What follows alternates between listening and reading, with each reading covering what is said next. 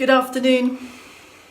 Wednesday, the 6th of May, and in sunny Havant in the UK, it's noon, it's 12 p.m.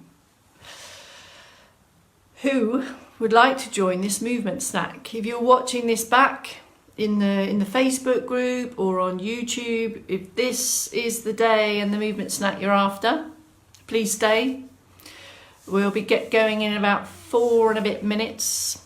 If you're not looking for this date, scroll back, go to the one you want, the one you really, really want. But for now, I'm on the preamble, the broadcast to welcome people in. Good afternoon, Italy. Come on in. 1 o'clock. Your time, I think. Good afternoon, hello. So it's very sunny here. I'm guessing there's lots of activity going on, lots of crowbarring, lots of gardening, perhaps, lots of out walking. So who can I tempt in for a little bit more meaningful, mindful movement to crowbar into your days? Come in.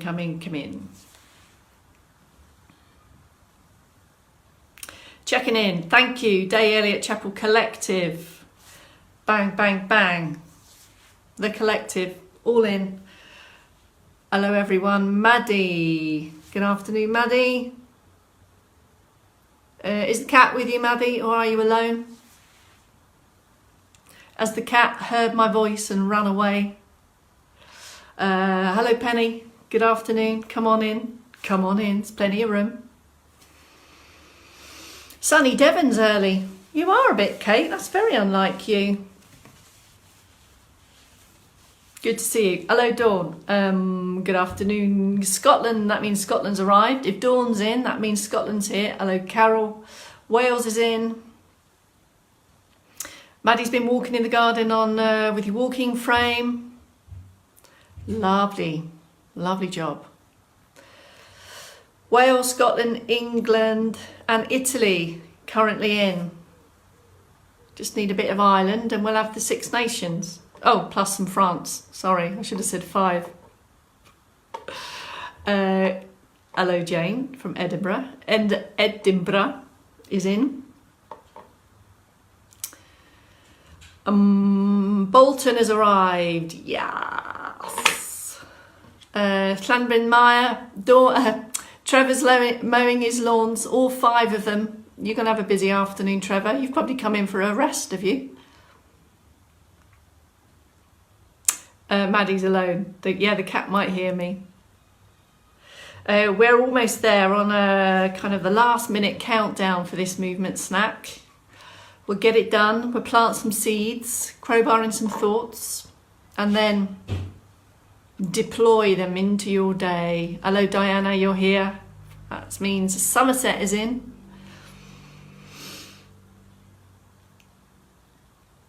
Should we do it? Should we do a 3, 2, 1?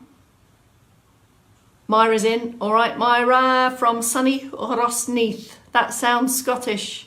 Margaret's here, ready to go. Let's do it. 3, 2, 1. Good afternoon. My name is Bex Townley from Later Life Training. You've joined us in about week 7 of this mission, and we're on the second movement snack today. And each of these movement snacks has a slightly different theme. Now, throughout these 7 weeks, people are continually joining our merry band of movement snackers. So I like to review some fundamentals that we've covered in these weeks, and it's always useful, I think, for everyone to kind of hear information again, get back in the same page, and kind of check in our own minds that we've got the key points there.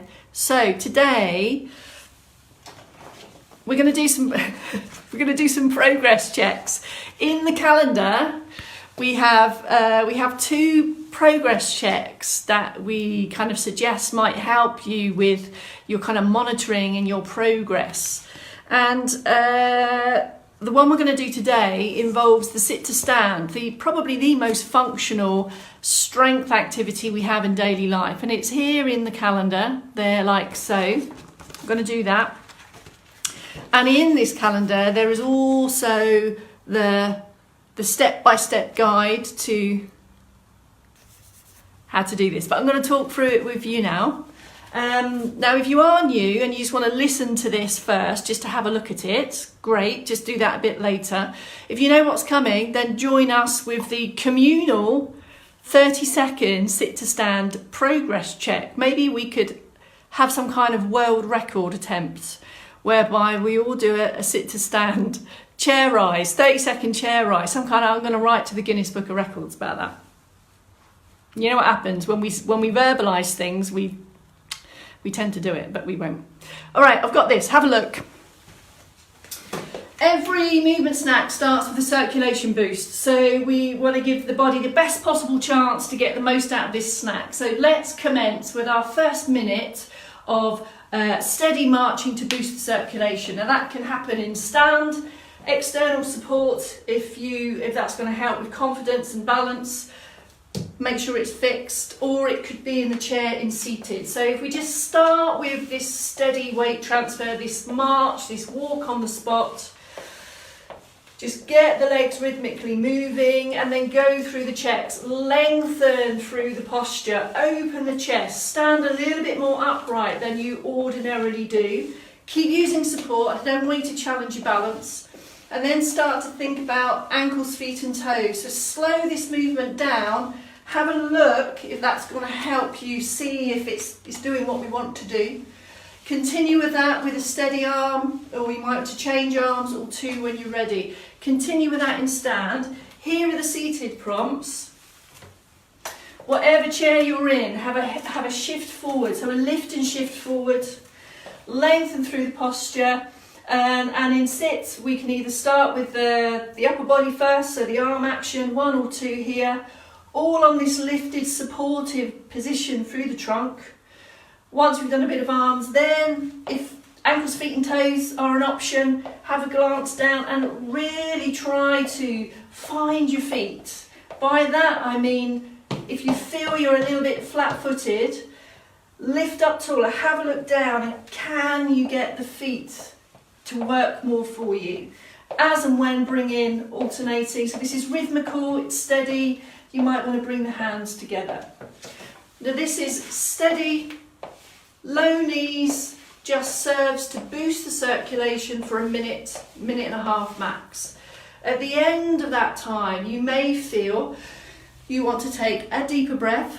This is usual. Any kind of movement of arms and legs together in this way is going to cause a little bit of a raise in the heart rate. That's what essentially we're trying to do with that circ boost. Just before we go into this progress check, could we have just a couple of shoulder roll movements from our morning movement snack, and make sure you are really lifted. This strong posture position greatly supports and helps the chair rise action movement. Crowbar and a few extra heel raises just to make sure the ankles are ready for this. And then I'm going to show you the 2/3 options today. If you've been with us for a fair few weeks and you're already doing, 10, 11, 12 chair rises with ease in this 30 seconds, perhaps today is the day you set a new baseline, perhaps. I'll talk you through that now. Here's the options. If rising from a chair isn't something you currently do with great ease, it might be that we go for a full one first, sit down with control, and if one you think is your maximum, you can then continue with some jockey lifts. We call these jockey lifts. So if you're in the process of improving the way you get out of a chair, the jockey lift may be the option for you. So here we're pushing through the heels, lifting up, just lifting the buttocks off the chair and sitting down again. You're going to count how many of those you do in 30 seconds. If you can go all the way up, if this movement is on your menu, if you can do this with control, we're counting how many of these we do in the 30 seconds. Now, if you're already doing these without concern and you find that you're doing them fairly quickly, perhaps today you could make that movement a little bit more difficult and try it in a split stance. You will need to do 2 sets. You'll need to do one with the left leg forward and one with the right. So if I stand like this now, I'm going to need a little bit more strength in this leg. So I could count 30 seconds with this one, and then I could do 30 seconds on that one. So technically you've got 3 options. Jockey lift, full sit to stand, or perhaps a new baseline today if you feel you've outgrown that 30 seconds. So perhaps you might want to set a new start point. If getting up out of the chair isn't an option for you, so if improving and increasing tolerance and stand isn't really on your set of goals, we're going to just go with the glute squeezes, so trying to just squeeze and contract the buttocks.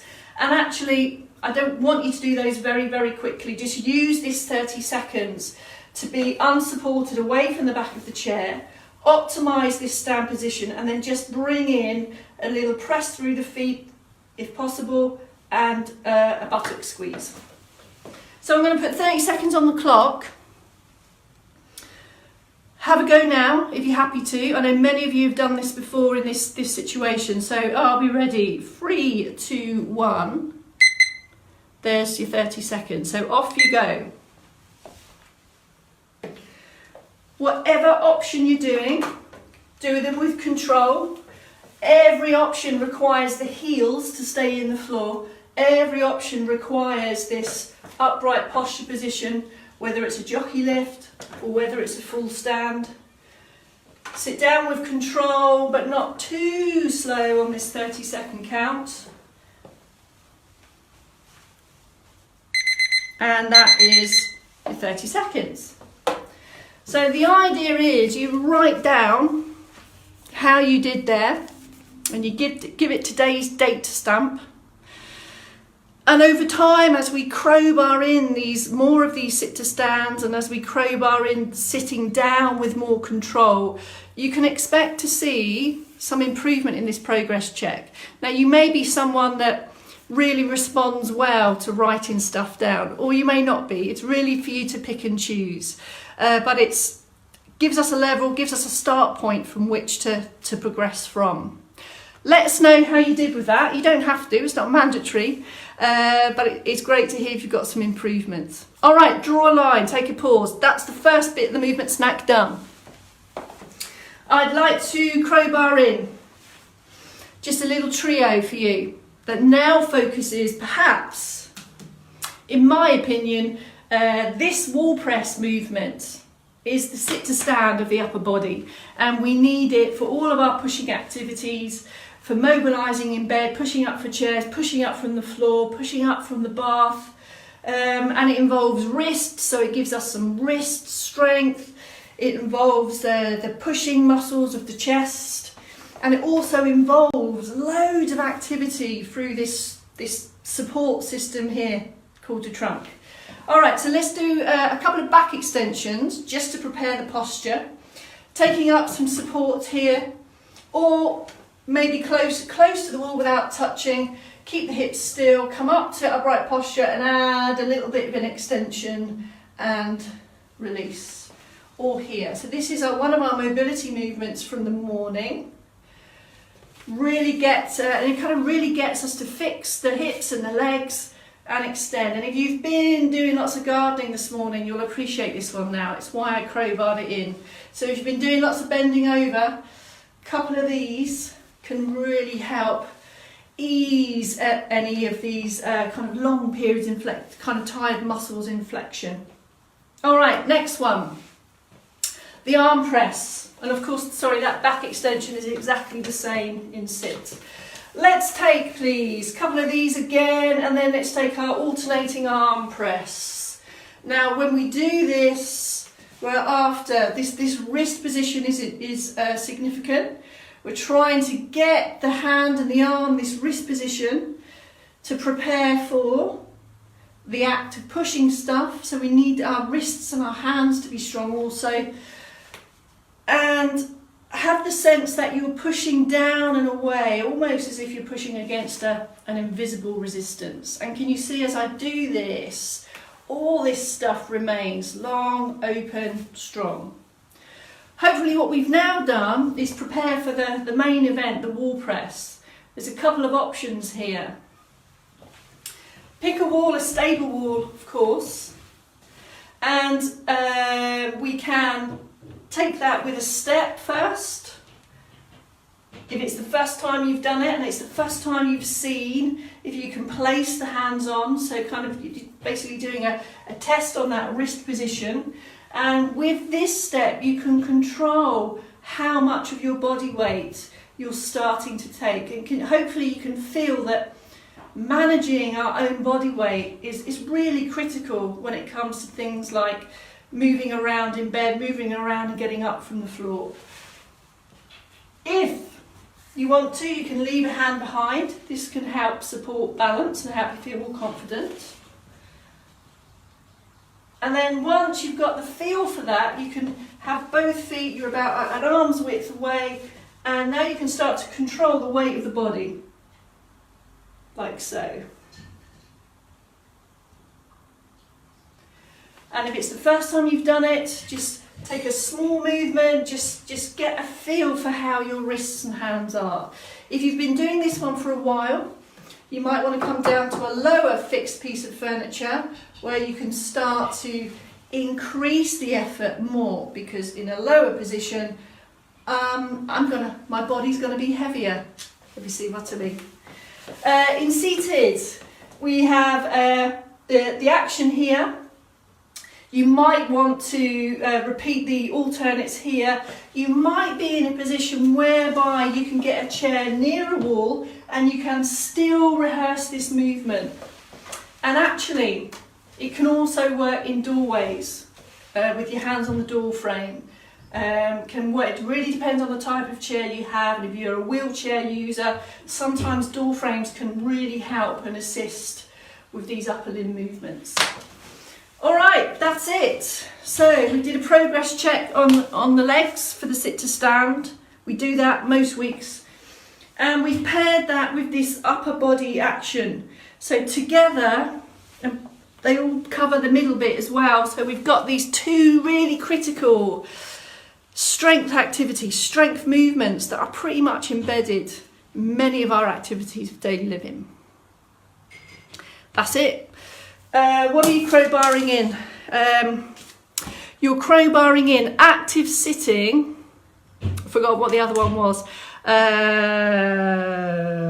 It's on the menu. Crowbarring in active sitting. So if you're sat today, every hour or so, you just walk forward and lift up into this active position.